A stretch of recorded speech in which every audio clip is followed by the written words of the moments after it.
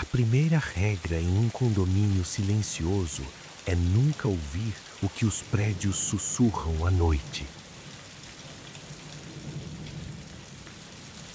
Eu nunca me considerei uma pessoa supersticiosa. Moro sozinho no 12º andar há 3 anos e sempre achei o silêncio do prédio um luxo, não uma ameaça. Até aquela semana de agosto, quando o sistema de ar-condicionado central quebrou e o calor tornou as paredes abafadas e opressivas. Foi por isso que na terceira noite deixei a janela do quarto escancarada, buscando qualquer brisa. O sono não vinha. Fiquei deitado observando o retângulo de luz da cidade pintado no teto. Foi então que o som começou. Não era alto, mas nítido no vácuo do calor noturno. Notas de violino, arrastadas, tristes, quase desafinadas. Pareciam vir de cima. Meu prédio tem 13 andares. O 13 é um vazio técnico, um espaço de máquinas e tubulações, inacessível aos moradores. Lembro-me de pensar, com humor seco, que algum vizinho do 14º tinha um gosto musical duvidoso às 2 da manhã. O som parou de repente. Na noite seguinte, o calor ainda lá, o violino retornou. Desta vez, mais claro. As notas eram uma melodia solitária e repetitiva que não conhecia. Sentei na cama, escutando. Havia uma qualidade estranha naquele som. Não era como música vinda de um apartamento. Não tinha eco nem a reverberação que atravessa paredes. Era limpo e direto, como se a fonte estivesse no meu próprio quarto, ou, talvez, no espaço entre as paredes. Uma sensação começou a crescer na nuca, aquela certeza primitiva de não estar sozinho. Não era medo ainda, mas um alerta profundo. Meus olhos se fixaram na janela aberta, no vazio escuro além dela. Tinha a nítida e absurda impressão de que o som não entrava pela janela, mas descia, do nada, acima do prédio, como uma chuva fina de notas. No terceiro dia, com o ar-condicionado ainda quebrado, a administração enviou um comunicado. O senhor Almeida, um senhor gentil do 8º andar, havia falecido pacificamente em seu sono. Um aperto no peito me tomou. Não o conhecia bem, mas era aquele homem de chapéu que sempre cumprimentava no elevador. Naquela noite, o calor era uma coisa viva, e eu, encharcado de suor, sentei na poltrona da sala, encarando a porta do apartamento, esperando. A madrugada se arrastou. O prédio estava mais silencioso do que nunca, um silêncio de respeito, denso e pesado. E então, às 13h17, começou. Mas não vinha de cima. Vinha do apartamento ao lado, o 1204, que está à venda há mais de um ano, vazio, com os móveis cobertos por lençóis brancos. O som do violino brotou da parede que dividia nossas salas, tão íntimo que pude ouvir o atrito do arco nas cordas, um ruído de cerdas secas. Era a mesma melodia, só que agora não era triste, era ansiosa, apressada. Uma música para dançar sozinho em um quarto escuro. Meu corpo reagiu antes da minha mente. Levantei-me em silêncio, aproximei-me da parede. Coloquei a palma da mão na pintura fresca. A superfície estava fria, anormalmente fria para a noite abafada, e transmitia uma vibração mínima, quase imperceptível. A música parou no meio de uma nota aguda, cortada. O silêncio que se seguiu foi mais aterrorizante. Era um silêncio atento, expectante. Não saí do meu apartamento. Não liguei para o porteiro. Voltei para a poltrona e fiquei ali até o amanhecer, a mão ainda lembrando o frio da parede. O ar-condicionado foi consertado no dia seguinte. O calor acabou. O silêncio voltou a ser apenas silêncio. Mas agora, todas as noites antes de fechar os olhos, eu os fixo no teto e espero. Porque uma parte de mim, aquela que sentiu o frio através da pintura e da alvenaria, sabe que a música não parou. Só está esperando o próximo silêncio perfeito para começar de novo. E eu me pergunto, na escuridão confortável do meu quarto refrigerado, quem estará ouvindo no andar de baixo quando as minhas próprias notas decidirem tocar?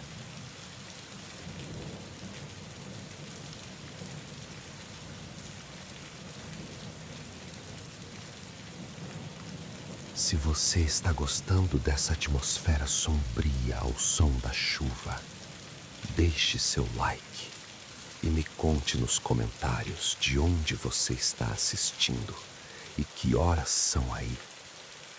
Quero saber em que parte do mundo essa história está chegando.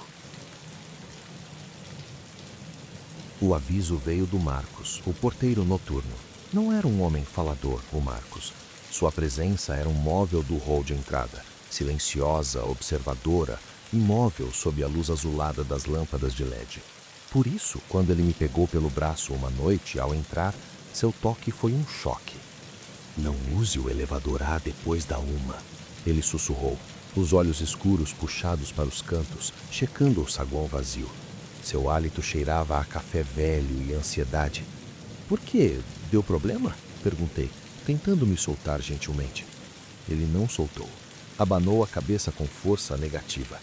Não é problema, é intervalo. Ele para no intervalo e abre.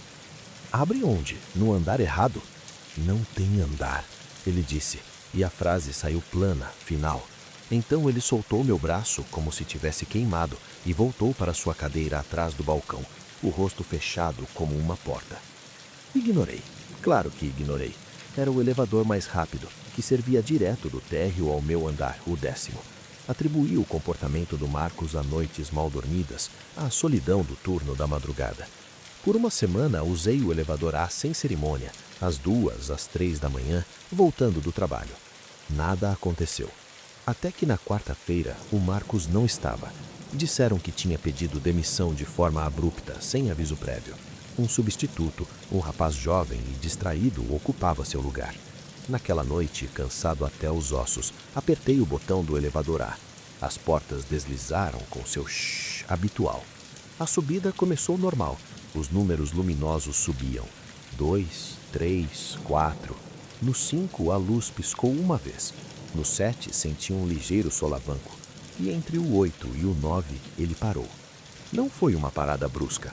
Foi uma desaceleração suave, quase educada, e depois a imobilidade total. A luz interna permaneceu acesa, refletindo meu rosto perplexo no espelho. Apertei o botão do 10, nada. O botão de abertura de portas, nada. Respirei fundo, a irritação superando o primeiro fio de inquietação. Era só uma falha técnica. Então, as portas se abriram. Não foi o som mecânico normal. Foi um rangido baixo, orgânico, como se as dobradiças estivessem enferrujadas por séculos de umidade. E diante de mim não havia o corredor iluminado do 9º andar. Havia um breu absoluto, uma escuridão tão espessa que parecia sólida, uma parede de veludo negro que engolia a luz do elevador a meio metro da abertura.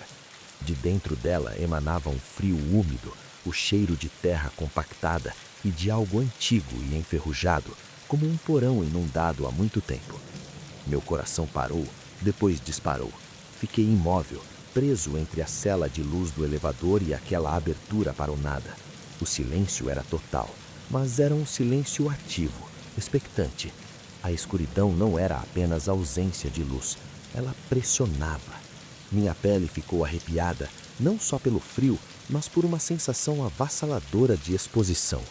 Algo naquela escuridão estava ciente de mim, estava considerando. O tempo perdeu o sentido. Podem ter se passado 5 segundos ou 5 minutos. Meus olhos desesperados vasculharam a escuridão. E por um instante, talvez um truque da mente em pânico, achei ver formas se movendo lentamente na profundidade. Não formas sólidas, mas como fumaça espessa se recompondo. Um som então surgiu, tão baixo que mais se sentia do que se ouvia. Um longo, lento arrasto, como se algo pesado e molhado fosse puxado sobre cascalho, vindo das profundezas daquele vazio. Foi o som que quebrou meu torpor. Meu dedo trêmulo esmagou o botão de fechar as portas. Nada aconteceu. Apertei o botão do térreo, do 20º andar, todos. O painel permaneceu mudo, suas luzes inertes. Por favor, sussurrei, e minha voz soou infantil e perdida naquele cubo iluminado. Como se atendesse a um comando, as portas começaram a se fechar, lentamente, com o mesmo rangido agonizante. A parede de escuridão foi diminuindo, até que com um clique final, Me vi novamente enclausurado, refletido em 4 ângulos no espelho, pálido e suando. O elevador então se moveu suave, como se nada tivesse acontecido, e parou no 10º andar. As portas se abriram para o corredor familiar, iluminado, com o cheiro de piso limpo. Saí cambaleando. Nunca mais usei o elevador A. Mudo para os outros moradores, observo o novo porteiro noturno despreocupado. Às vezes, bem tarde, vejo a seta do elevador A acender sozinha e descer para o térreo ou subir, parando brevemente entre o 8º e 9º andares. E sempre me pergunto, com um nó de gelo no estômago, quem atendeu a chamada.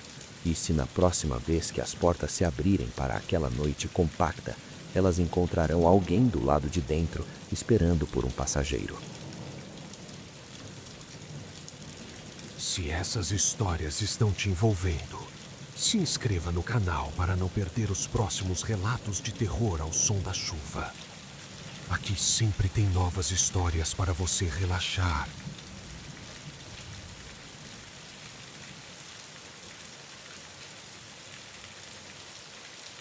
O subsolo 2 da garagem era um lugar que você sentia antes de ver. O ar sempre estagnava lá embaixo, carregado com o hálito úmido de concreto antigo e a pungência fantasma de gasolina e óleo. A iluminação era uma série de derrotas. Lâmpadas fluorescentes que cuspiam um zumbido agoniado e uma luz amarela doente, deixando poças de sombra tão densas que pareciam buracos no chão. Minha vaga era 42, perto da entrada, uma posição cobiçada. Até que um reparo na estrutura obrigou realocações temporárias.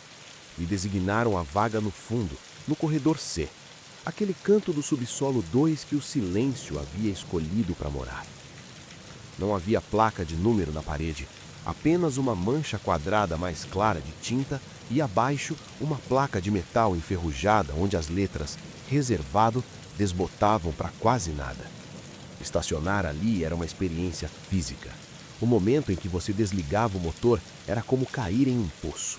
O zumbido das luzes parecia mais distante, abafado. O ar ficava mais espesso, mais frio, grudando na pele como uma camada fina de orvalho sujo. Na primeira noite, encontrei a bateria do carro morta, um modelo novo, sem motivo para falhar. O auxílio veio. O cara testou tudo e balançou a cabeça. Tudo normal agora. Descarga fantasma. Às vezes acontece. Sua voz soou estridente naquele silêncio engolidor. Na segunda vez, foi o cheiro. Ao abrir a porta na manhã seguinte, uma baforada de terra recém-revolvida e metal oxidado, doce e azedo ao mesmo tempo, me acertou em cheio. O estofamento estava impecável, seco, mas o odor impregnou minhas roupas o dia todo. Levei o carro para uma limpeza detalhada. O atendente, enojado, perguntou onde eu tinha estacionado. Em um lugar úmido, menti.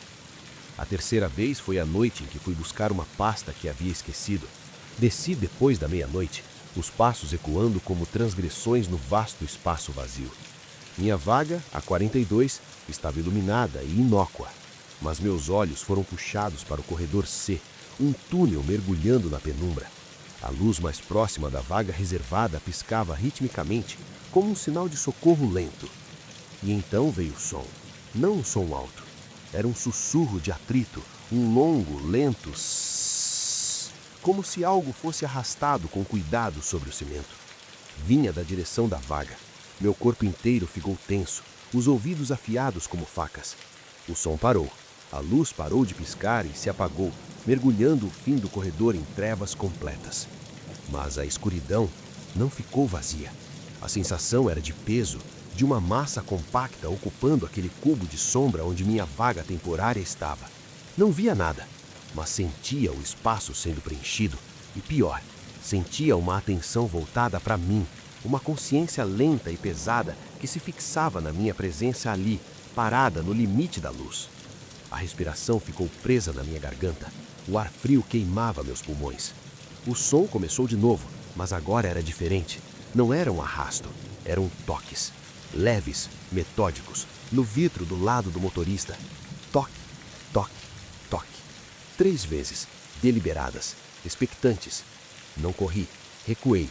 Um passo, depois outro, mantendo os olhos na escuridão que agora pulsava com uma presença inquestionável. Virei as costas só quando a curva do pilar me escondeu a visão do corredor C. Subi as escadas, cada músculo trêmulo. O reparo na minha vaga original terminou na semana seguinte. Nunca comentei com ninguém.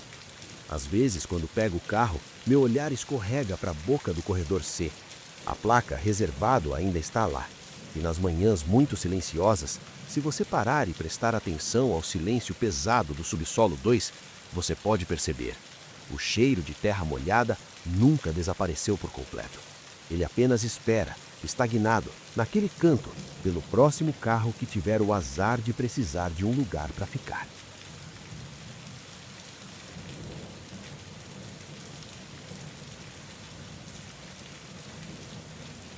A senhora Esther, do 702, era uma presença. Não pela voz, que era um fio, mas pelos olhos, grandes, de um azul desbotado pelo tempo, que pareciam ver muito mais do que a superfície das coisas.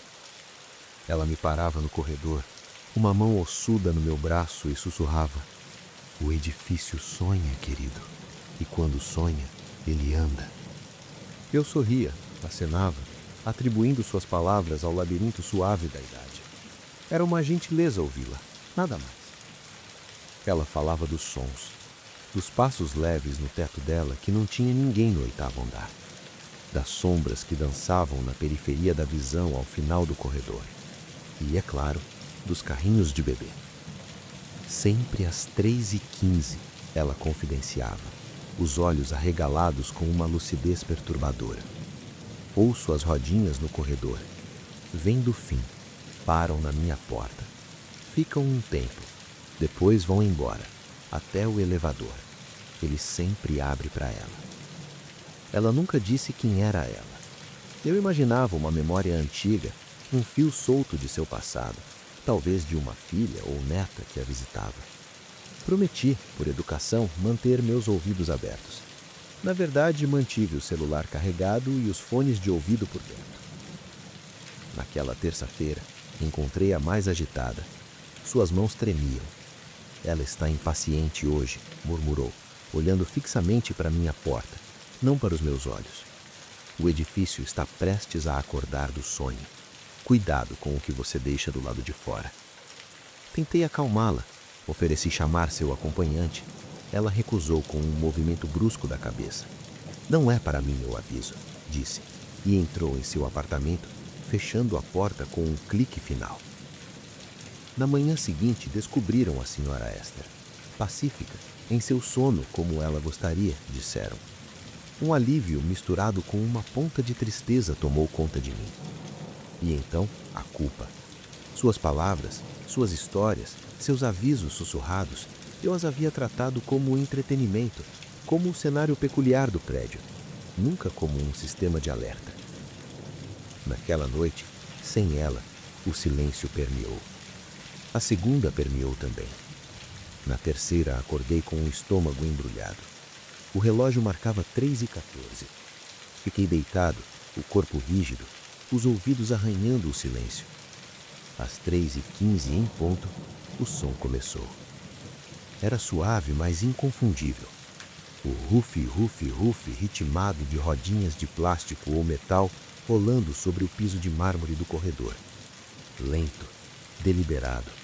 Vinha da esquerda, do fim do hall, e se aproximava. Meu coração martelou as costelas. A promessa que nunca levei a sério estava sendo cumprida, e a testemunha que poderia tê-la explicado não estava mais aqui. As rodas pararam, do lado de fora de minha porta. Não havia choro, não havia suspiro, apenas um silêncio carregado, como se algo ali do lado de fora estivesse inclinado, ouvindo, cheirando o ar da fresta da porta. A escuridão do meu quarto ficou mais densa. Senti um frio que não vinha do ar-condicionado. Um frio de pedra úmida subindo pelo chão e envolvendo minha cama. Então, um som, baixo, próximo ao chão. Um arranhão, único, longo, na minha porta, como a ponta de algo sendo puxado contra a madeira. As rodinhas recomeçaram a se mover. Rufe, rufe, rufe. Afastando-se, indo em direção aos elevadores, ouvi o din suave do carro chegando. As portas se abriram com um sussurro mecânico. Um silêncio. E então, as portas fechando. O elevador começou a descer, seu zumbido desaparecendo na estrutura do prédio. Saí da cama, pernas bambas. Espiei pelo olho mágico. O corredor estava vazio, banhado pela luz fria das paredes. Iluminado. Normal. Voltei para a cama, mas o sono havia fugido. A lição da senhora Esther não era sobre os carrinhos ou sobre os sons. Era sobre a escuta. Ela tentou me avisar que o prédio tinha seus próprios hábitos, seus próprios hóspedes.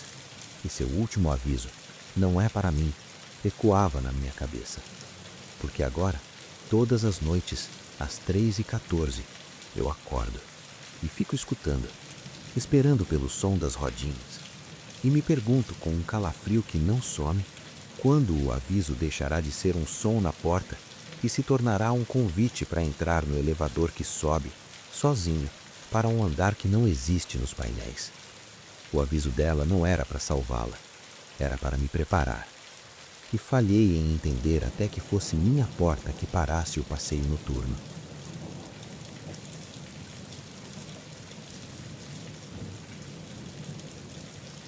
Sempre falei sozinho no apartamento.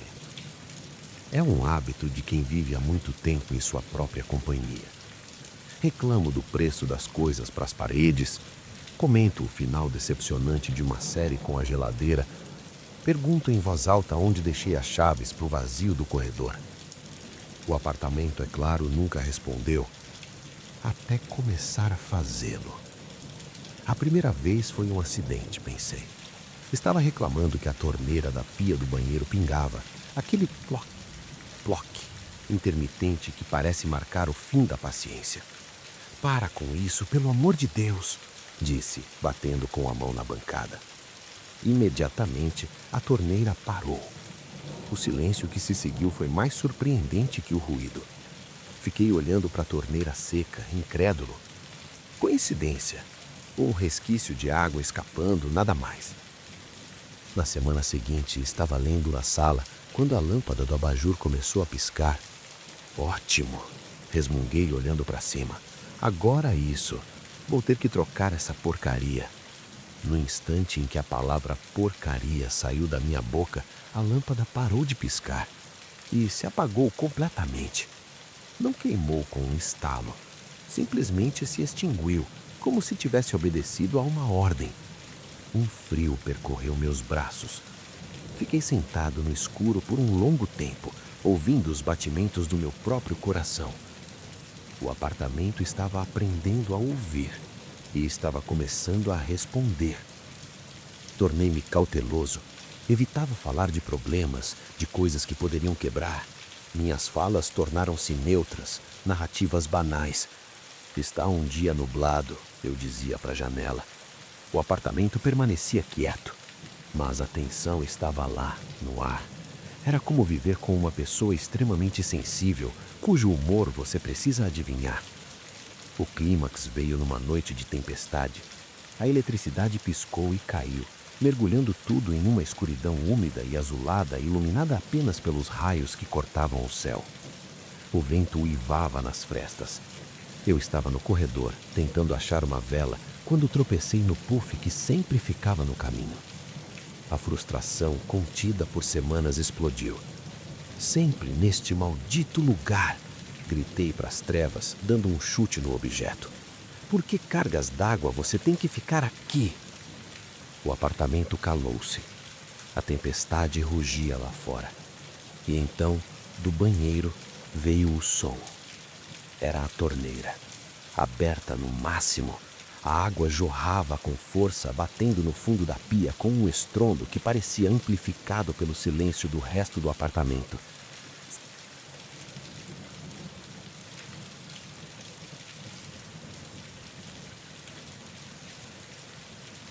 Corri até lá, tropeçando na escuridão.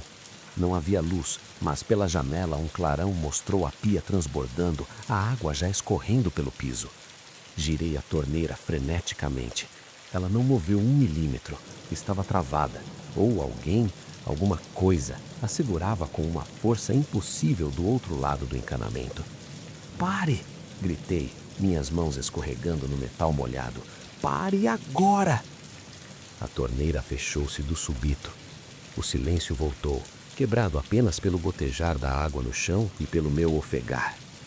Fiquei ali, encharcado, encarando a escuridão onde a torneira estava. E então um novo som. Veio de dentro da parede, atrás do vaso sanitário. Não era água, era uma voz. Não uma voz humana, era o som de muitas vozes abafadas, distorcidas, como se falassem através de quilômetros de canos de ferro, um coro de sussurros roucos e desesperados. Não dava para distinguir palavras, apenas a intenção. Um lamento, uma confusão angustiada, um pedido sem esperança. Dura alguns segundos. Depois, esmaeceu, transformando-se no gotejar normal da tubulação. A luz voltou 1 hora depois. O apartamento estava impecável, seco, silencioso. A torneira funcionava perfeitamente. Nunca mais falei sozinho. Agora eu escuto. E o apartamento, satisfeito por finalmente ter minha atenção completa, fala por si só. Às noites os canos sussurram histórias que não quero entender. Os pequenos ruídos da estrutura, os estalos, os rangidos, soam como comentários. Eu não invoco mais as respostas. Apenas aguento o diálogo que eu mesmo, sem saber, comecei. Ele sempre esteve pronto para conversar. Só precisava que eu levantasse a voz primeiro.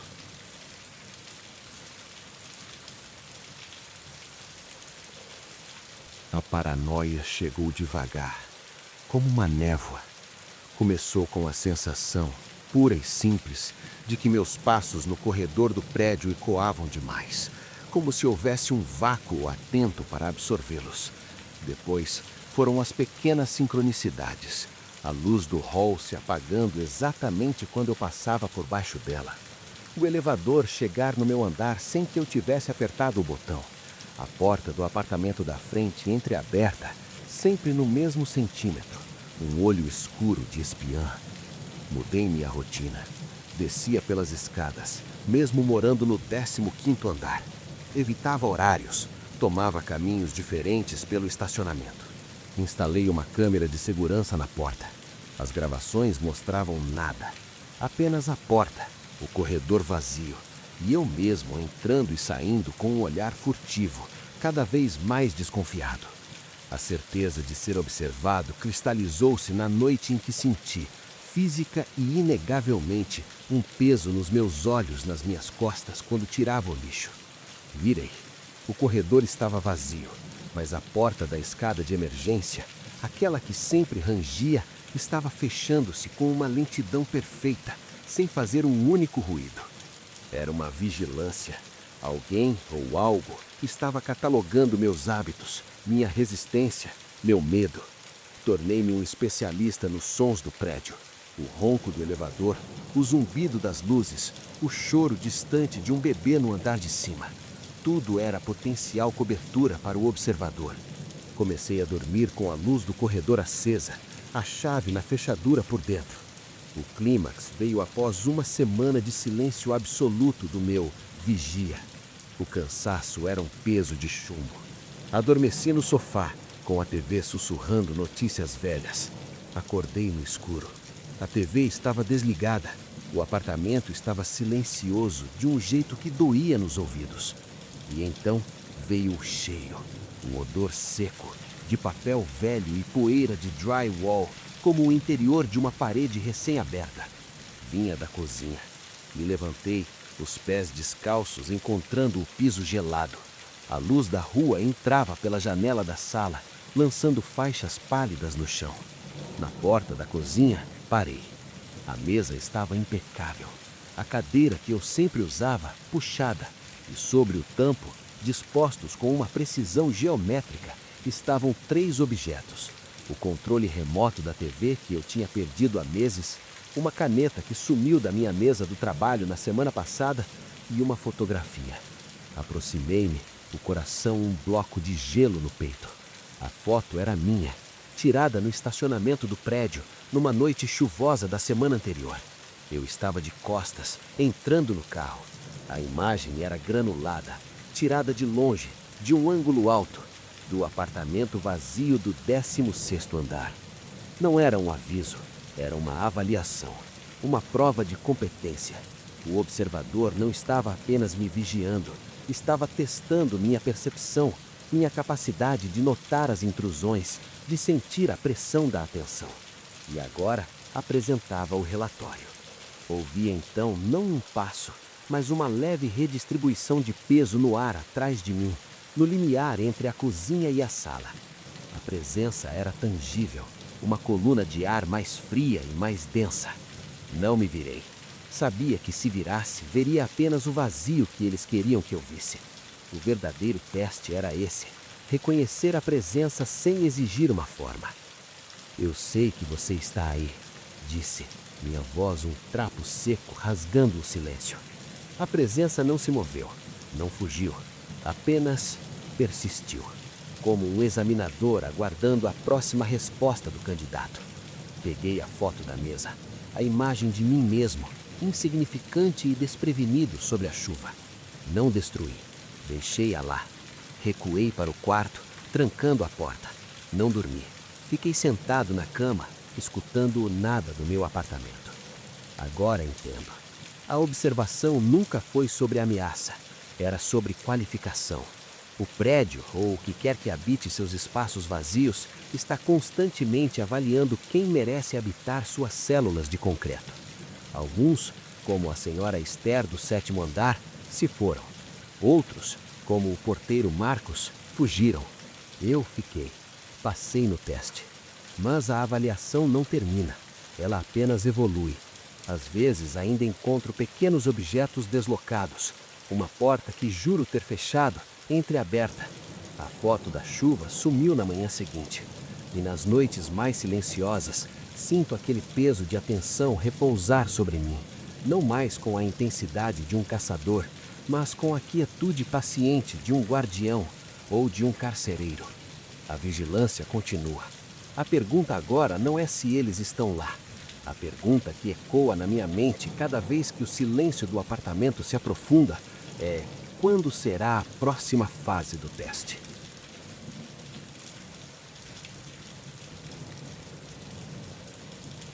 O Léo desapareceu num sábado de primavera. Foi comprar cigarro e nunca voltou. Câmeras mostraram ele saindo do prédio, virando a esquina. E depois, nada. Um buraco na lógica do mundo. O choque foi violento. Um corte limpo na vida de todos. Por um mês, o apartamento 904 que dividíamos foi um santuário de ausência. Suas roupas, sua xícara favorita rachada, o cheiro do seu shampoo no banheiro, tudo gritava sua falta. Depois, os gritos começaram a se transformar em sussurros. A primeira vez foi um hábito. Ouvi do quarto dele o som do seu despertador, o toque específico, irritante que ele usava para acordar para o estágio. Eram 7h03 de uma terça-feira. Meu corpo reagiu antes da minha mente, um choque de adrenalina seguido por uma onda de esperança doentia. Ele voltou. Corri até a porta do quarto, que estava fechada. Abri. O quarto estava vazio, arrumado como eu o deixara, a cama feita. O despertador no criado mudo estava desligado, sem vida. O som parou no exato momento em que cruzei a porta. Alucinação, estresse, negação. Preferi qualquer explicação que não fosse a verdade, que o apartamento estava começando a repeti-lo. Começou a acontecer com frequência, sem padrão, sem lógica. Ao entardecer, ouvia o ruído da torneira da cozinha sendo aberta e fechada rapidamente, 3 vezes. O ritual dele para lavar uma colher antes do café. À noite, o som da cadeira da escrivaninha rangendo como se alguém se reclinasse nela. Nunca havia ninguém, apenas o eco de uma ação fossilizada no ar. Eu me agarrava a essas repetições com uma mistura de terror e necessidade. Era como se a sombra dele se desprendendo, deixando para trás não um fantasma, mas uma série de hábitos autônomos, uma casca de rotina que continuava funcionando sem o corpo. Uma noite, acordei com o som da porta da frente sendo aberta. A sequência era inconfundível. A chave na fechadura, 2 giros, o clique alto da maçaneta, o roçar da porta no capacho ao abrir. Meu coração disparou. Desta vez é real. Sentei na cama ouvindo. Ouvi seus passos no corredor, o andar arrastado, característico de quem está cansado. Ouvi sua mochila sendo largada no chão com um baque surdo. Ouvi ele suspirar, aquele suspiro longo e cansado que soltava ao final de cada dia. Léo? Chamei, minha voz um fio no escuro. O silêncio voltou, instantâneo e absoluto, como se um fio tivesse sido cortado. Saí do quarto, o coração batendo na garganta. A porta da frente estava trancada por dentro, a corrente posta. A mochila não estava no chão. O corredor, vazio. Foi aí que entendi. Não era ele. Nunca seria. Era o vazio que ele deixou tomando forma de som. O apartamento não estava assombrado por seu espírito. Estava definhando pela forma de sua ausência. Cada hábito repetido era um golpe de cinzel na escultura do seu não ser, tornando o buraco que ele deixou mais nítido, mais torturantemente familiar. O clímax veio na última noite antes de eu me mudar. Não suportava mais. Estava arrumando as últimas caixas na sala quando o cheiro chegou. O seu cheiro. Sabão em barra comum e aquele desodorante específico de menta forte. Era tão vívido, tão presente, que me virei, certo de vê-lo parado no limiar do corredor, com aquela expressão confusa que tinha quando via eu fazendo algo estranho. O corredor estava vazio, mas o cheiro persistia, concentrado, pairando no ar como uma nuvem. E então, na parede branca do fundo do corredor, uma mancha começou a se formar. Não de umidade, era como se o próprio reboço se desfazendo, não para mostrar mofo ou infiltração, mas para revelar profundidade. Um afundamento lento, formando uma concavidade difusa do tamanho e da altura aproximada de um homem parado, de costas. Era a impressão da sua ausência, a marca do vazio que ele se tornou, tão real que estava moldando a física do lugar. Fiquei paralisado observando a parede afundar lentamente, o cheiro dele impregnando cada partícula de ar. Não havia medo então, apenas uma tristeza esmagadora e um alívio perverso. Aquilo era pior que um fantasma.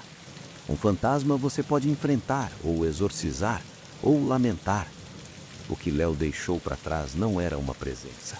Era um negativo, uma impressão permanente do não estar, escavando o próprio apartamento. Saí na manhã seguinte. Deixei as chaves sobre o balcão da cozinha. Antes de fechar a porta pela última vez, olhei para o corredor. A parede estava lisa e branca novamente, mas o ar ainda carregava, sutilmente, o traço doce e mentolado do que já não estava e nunca mais estaria lá. A ausência dele havia aprendido a habitar o espaço. E eu sabia que para o próximo inquilino, o apartamento 904 sempre pareceria um pouco côncavo.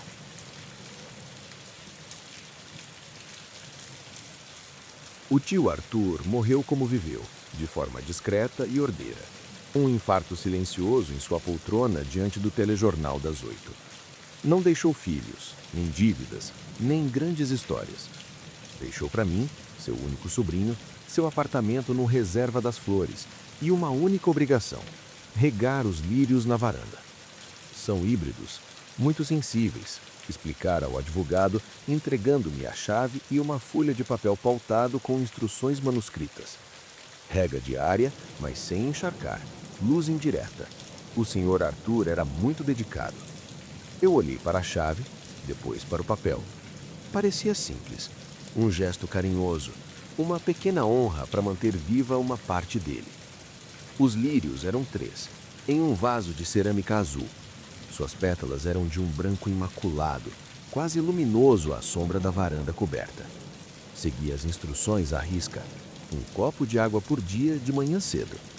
Nos primeiros dias, era um ritual melancólico. Entrava no apartamento silencioso, permeado pelo cheiro de livros velhos e pó de talco. Regava as flores e ia embora, aliviado. Na segunda semana, notei algo estranho.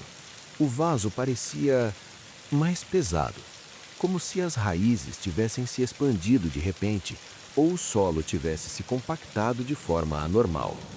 Os lírios, no entanto, estavam viçosos, perfeitos. Ignorei. Foi então que os sonhos começaram. Não eram pesadelos, eram sonhos chatos. Sonhos em que eu realizava tarefas monótonas do tio Arthur, organizando recibos por data, lustrando talheres de prata que ele nem usava, assistindo aos mesmos programas de televisão. Acordava cansado, com o gosto metálico da rotina na boca.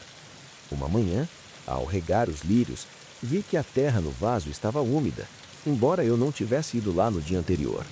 Fiquei confuso. Talvez tivesse regado e esquecido, ou talvez fosse umidade do ar. No dia seguinte, a terra estava não apenas úmida, mas havia um pequeno broto novo, um pontinho verde surgindo à beira do vaso. Isto não constava nas instruções. Os híbridos não deveriam se propagar tão facilmente.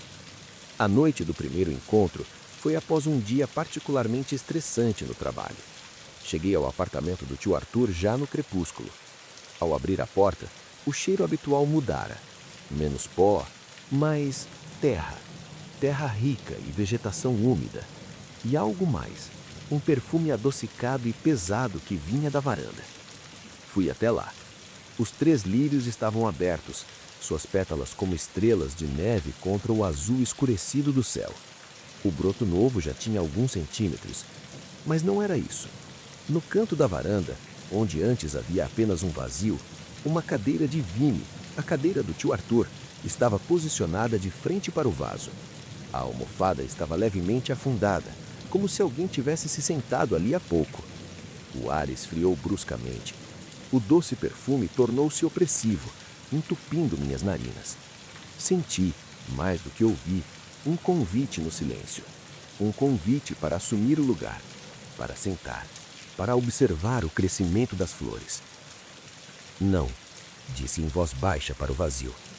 Na mesma hora, o vaso de cerâmica azul rachou. Não estalou, não quebrou. Uma fissura fina e precisa abriu-se da borda até a base, com um som seco de argila partindo. Nenhuma terra vazou. A água que eu havia colocado minutos antes parecia ter sido absorvida instantaneamente. Agora entendo. O legado do tio Arthur nunca foi o apartamento. Era a vigilância, a tarefa absurda e meticulosa de manter algo vivo que não queria apenas água e luz. Queria atenção, queria continuação. A função de zelador daquela pequena vida branca e silenciosa. Não abandonei o legado. O medo é um motivador mais forte que a devoção. Continuo indo todas as manhãs. O vaso rachado permanece no lugar, sustentado por sua própria atenção. Os lírios florescem o ano todo, um feito impossível. O broto novo cresce, devagar, implacável, e a cadeira de vime está sempre na varanda, virada para eles. Às vezes, ao sair, tenho a nítida sensação de que se eu falhar um único dia, não serão as flores que murcharão. Serei eu que, ao cruzar a porta na manhã seguinte, encontrarei a cadeira ocupada.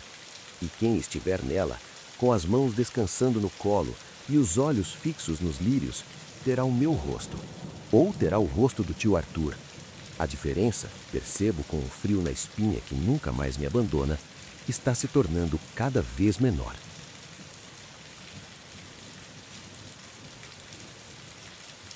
A Clara, do 603, sumiu numa quinta-feira. Ela era a organizadora das encomendas coletivas de frutas, sempre com um comentário gentil no grupo do condomínio. Na sexta, seu nome ainda era mencionado, com pontos de interrogação e corações. No sábado, as mensagens já eram sobre o churrasco do final de semana. No domingo, o síndico postou um comunicado vago sobre questões pessoais e desejou privacidade para a família. Não havia família. Clara morava sozinha. O mais perturbador não foi o desaparecimento. Foi a maneira como o prédio o engoliu. Na segunda-feira, encontrei a Dona Marta, a faxineira, limpando a frente do 603. Triste, né? Comentei, parando. Ela ergueu os olhos, um pano na mão. O que é triste, querido? A Clara, do 603.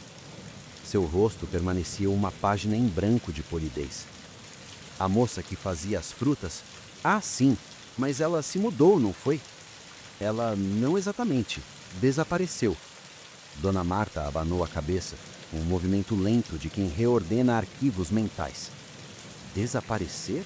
Aqui no prédio? Não me lembro. Deve ter se mudado mesmo.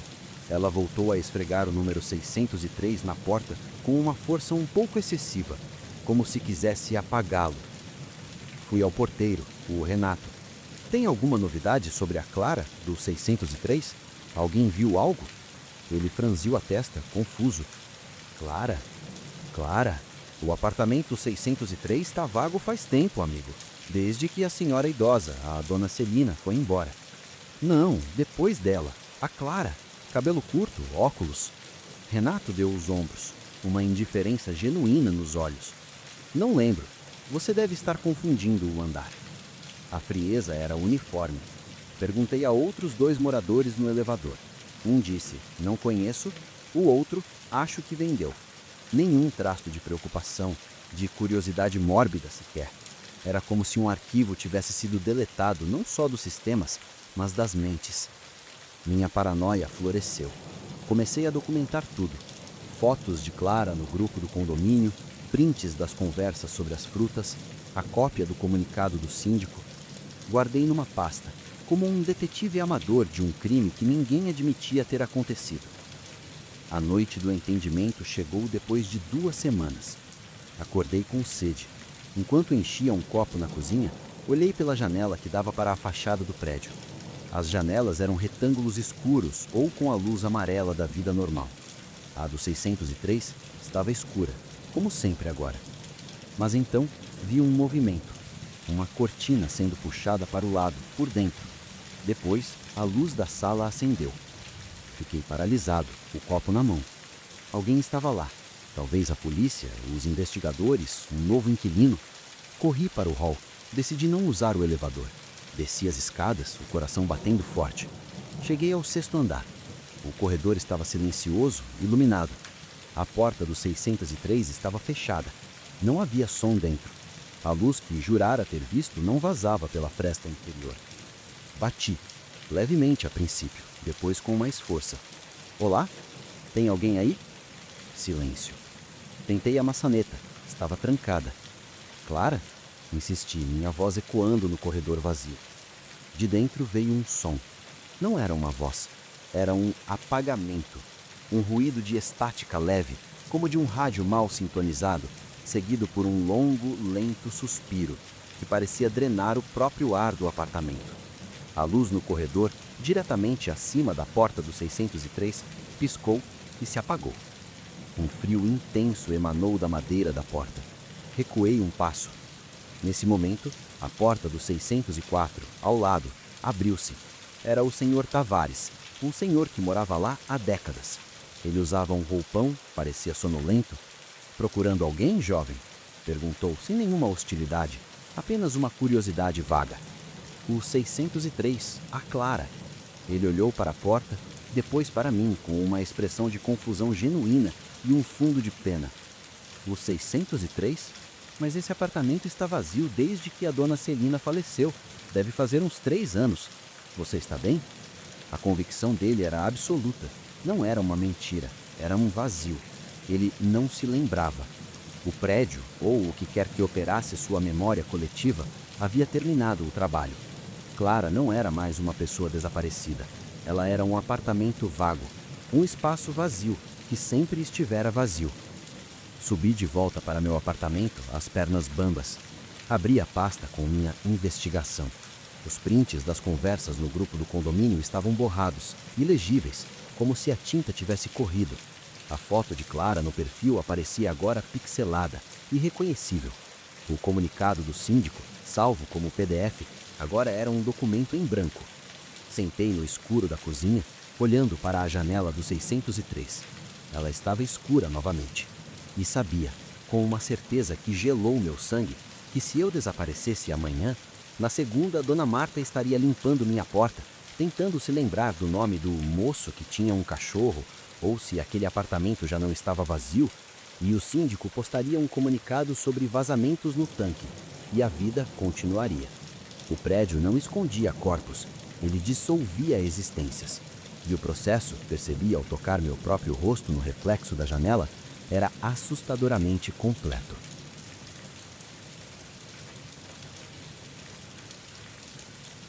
Tudo começou com a porta do armário da cozinha. Eu jurava tê-la fechado. Sempre a fechava, por causa das traças. Mas na manhã seguinte, ela estava entreaberta, uns 5 centímetros. Um descuido, pensei. Estresse no trabalho. No dia seguinte, foram os livros. Tenho uma estante em ordem alfabética por autor. Encontrei um volume de Murilo Rubião entre José Saramago e Clarice Lispector. Não mexo naquela estante há meses. Recoloquei no lugar, atribuindo a um lapso de memória, um sinal de cansaço. A terceira coisa foi o som da água. O prédio é antigo, a tubulação canta, mas o canto mudou. Em vez do gotejar ritmado dentro das paredes após dar descarga, agora era um som arrastado, como se algo viscoso estivesse escorrendo pelos canos. Durava alguns segundos a mais. Descrevi para o zelador. Ele veio, ouviu, deu ombros. É o encanamento normal, senhor, sem alteração. A certeza de que algo estava errado, fundamentalmente, minuciosamente errado, cristalizou-se com os espelhos. Primeiro foi a sensação de que meu reflexo no banheiro demorava uma fração de segundo a mais para acompanhar meu movimento. Depois foi a marca no pescoço. Acordei com uma coceira e, ao me examinar, vi uma pequena mancha arroxeada, como um hematema abaixo da orelha esquerda. Nada doía. No espelho, a mancha parecia um pouco mais escura, mais definida, como se tivesse profundidade. Saí do banheiro, peguei um espelho de mão e examinei a pele diretamente. A marca era quase imperceptível, um traço rosa pálido. Voltei ao espelho da parede. Lá estava, roxa e nítida. A partir daí, a erosão foi metódica. Os cheiros do apartamento alteravam-se ligeiramente quando eu saía e voltava, do pó habitual para um odor adocicado de flores murchas, depois para o cheiro seco de um cômodo fechado por anos. A chaleira elétrica, que sempre levava exatamente 3 minutos para ferver, agora levava 3 minutos e 20 segundos. O sinal de Wi-Fi perdia um ponto de força às 21h47 todas as noites por 10 minutos exatos. Pequenas desconformidades, injustificáveis. Paranoia? Sem dúvida. Eu a alimentava vasculhando a internet por sintomas de intoxicação por monóxido de carbono, por vazamentos de gás que causam alucinações. Comprei detectores? Nada. Marquei consulta com um neurologista. O exame foi agendado para o mês seguinte. Até lá, eu era um prisioneiro de minha própria percepção em colapso. A noite da experiência final começou como as outras. O Wi-Fi caiu às 21h47, a chaleira levou seus 200 segundos extras. Eu estava na sala, tentando ler, mas as palavras dançavam na página. Então, a luz começou a mudar. Não era um escurecimento, era uma mudança de qualidade. A luz branca e limpa do abajur foi adquirindo molécula por molécula uma tonalidade âmbar, envelhecida, como a iluminação de uma fotografia dos anos 70. O ar ficou espesso, carregado com aquele cheiro doce e murcho. E então veio o silêncio. Não o silêncio da ausência de som, mas um silêncio ativo, aquele que precede algo. Levantei-me, as pernas fracas. O apartamento estava igual, e não estava. Cada objeto estava no lugar, mas parecia encenado, como se tivessem sido reposicionados após uma investigação forense, com uma precisão milimétrica que em si era uma aberração. Fui até o banheiro. Precisava ver meu rosto. Precisava de um ancoradouro na realidade física do meu próprio corpo. A luz do banheiro também estava âmbar. Meu reflexo no espelho me aguardava. Ele parecia cansado, mais pálido, e a marca no pescoço, vista através do vidro, agora era uma mancha negra e retorcida, como uma raiz seca sob a pele. Mas não era isso. Era o fundo.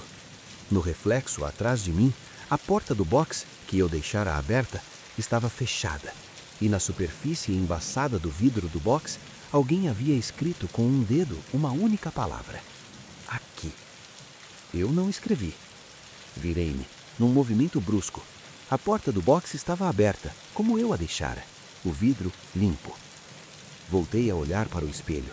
A palavra ainda estava lá, nítida no vidro refletido. E atrás do meu próprio reflexo, na penumbra do banheiro espelhado, uma forma se sentava na borda da banheira. Uma forma apenas sugerida pela sombra, pela distorção da luz âmbar. Ela não se movia, apenas observava. O meu reflexo, no primeiro plano, parecia não notá-la. Fechei os olhos, respirei fundo. É a tua mente, é a tua mente, é a tua mente. Quando os abri, a luz era branca novamente, o cheiro neutro. A marca no meu pescoço, no reflexo e na pele havia sumido. A porta do box estava aberta, o vidro limpo. Sentei no chão frio do banheiro, os tremores tomando conta de mim. Não havia uma resposta. Essa era a verdade mais aterrorizante. A experiência não provava uma presença externa, nem confirmava uma loucura interna. Ela simplesmente aconteceu e deixou para trás a dúvida. O neurologista me deu um diagnóstico de ansiedade generalizada desencadeada por estresse laboral. A medicação torna as bordas do mundo um pouco mais suaves, mas não apaga a pergunta. Às vezes, no crepúsculo, quando a luz natural morre e a artificial ainda não dominou, o apartamento parece respirar fundo. E eu me prego olhando para as superfícies reflexivas não para ver meu rosto, mas para examinar o que está organizado, com perfeição doentia, atrás de mim.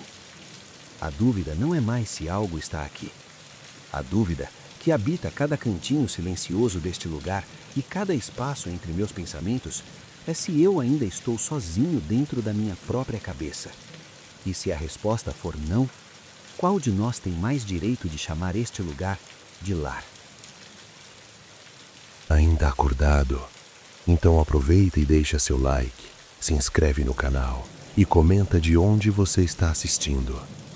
Mas calma, eu preparei mais um vídeo para tentar te fazer dormir. Ele já está na tela. Te espero lá.